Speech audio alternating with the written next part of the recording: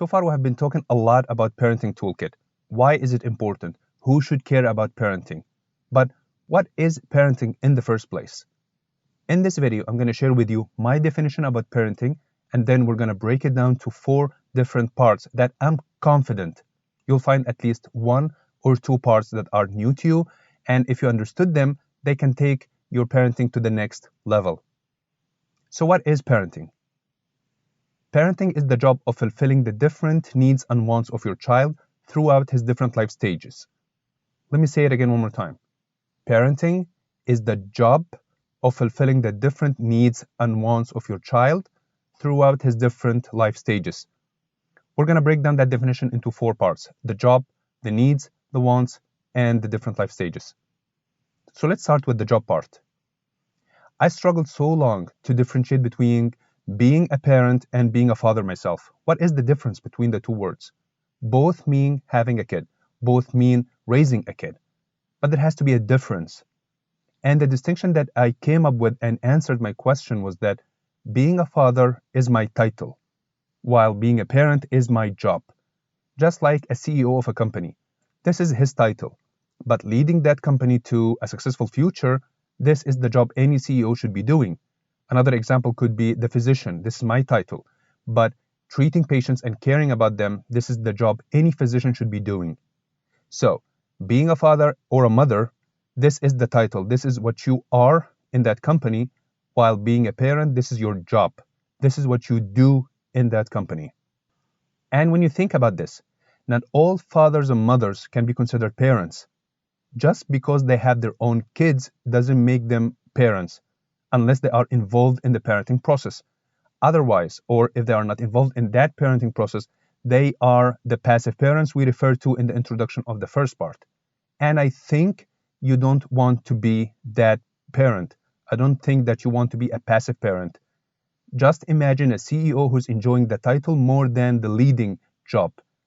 We can all agree that this company will fail big time. And if you are a passive parent, the same will happen to you. Your parenting company will fail big time. And if you are a passive parent who's not willing to change, then for your kids' sake and our kids' sake, you only have one option. Hire a better parent to do the job. Just like if you're hiring a writer because you don't know how to write, or just like if you're hiring a web designer because you don't know how to design websites. If you don't know how to parent your kids, hire someone to do this job. And if you think this is weird or bad, trust me, the alternative is even worse. You're not just damaging your kids, by the way, you're damaging our kids as well. Because your kids, they will find someone else to do this job. And there's a good chance that they will fall under the wrong hands. And then they will grow up learning from the bad mentors or bad teachers. And then your kids is going to be our kids' friends or colleagues or neighbors, or even worse, they can be their teachers. So you're not just damaging your kids, you're damaging your kids and everyone who's your kids is going to deal with. So think about this. If you are a full-time parent, you have to do the parenting job, or at least hire someone to do this job. And since we mentioned the full-time parents, this leads us to the second point in the job part, which is the working hours. Since parenting is a job, then there should be a working hour schedule or guidelines that we should be committed to, right? And as we identified in the second part of this license, there are 2 groups in the parenting. There are the full-time parents group, and there is the part-time parents group. For the full-time parents group, they are committed to do the parenting not just 40 hours per week like any other normal jobs. They are committed to do the parenting 24/7. This is a lifelong job. This is kind of like till death do you part in marriage. Actually, this is till death do you part job. This means that there is no vacation if you are a full-time parent. You can travel to Hawaii away from being an accountant. This means that you will stop working as an accountant in Hawaii, but you're still going to be parenting there. This means that even though you are in another country, this means that you'll still care about your children, you'll still protect them, you still teach them, you still provide for them. This also means that there is no timeout if you are a full-time parent. Yes, you can leave them at school or with a babysitter, or you can leave them in their training. But it is your responsibility in the first place to choose that school, that coach, or that babysitter. You have to make sure that those people, the ones you're leaving your kids with, can protect, take care, and treat your sons the best way possible. For the part-time parents group, their working hours end when their scheduled hours end. So, or like when their shifts end. So a teacher is done part-time parenting when their school day is over. A babysitter is done part-time parenting when the mom and dad come back.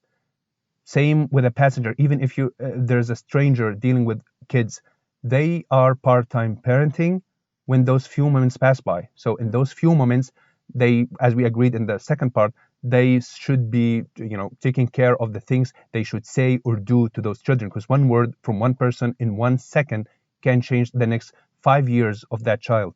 So even if you are a passenger, your shift ends when those few moments end in the bus stop or the street. So now we identified why parenting is a job and what is the working hours in that job. But who's the employer and who's the employee in this company? And once we identify the employer, we will identify the employee. So let's start with the employer. I'm going to give you 3 choices, and then we're going to exclude the obvious ones. So who's the employer? Is it the law? Is it you? Is it society, meaning everyone else, like your brothers, sisters, friends, colleagues, neighbors? So let's start by excluding the obvious. Is it the law? The answer is no. It didn't care enough, from my point of view, it didn't care enough to make a license or a requirement, unlike with driving. See, when driving, you have to drive as per the guidelines given to you by the local traffic department. So this makes it your employer in driving, but not in parenting. So this is the law is not the employer. Is it society? Is it your neighbors or colleagues? Can your brother decide your son's future? Can your neighbor do that? The answer is no. No, they can't. They can advise, they can share experience, but they cannot decide your kid's future. So this leaves us with the obvious choice. You are the employer, right? And remember in the introduction when I said that in this video you're going to learn one or two points that will be new to you, but if you understood them, that can take your parenting to the next level. This is one of those points.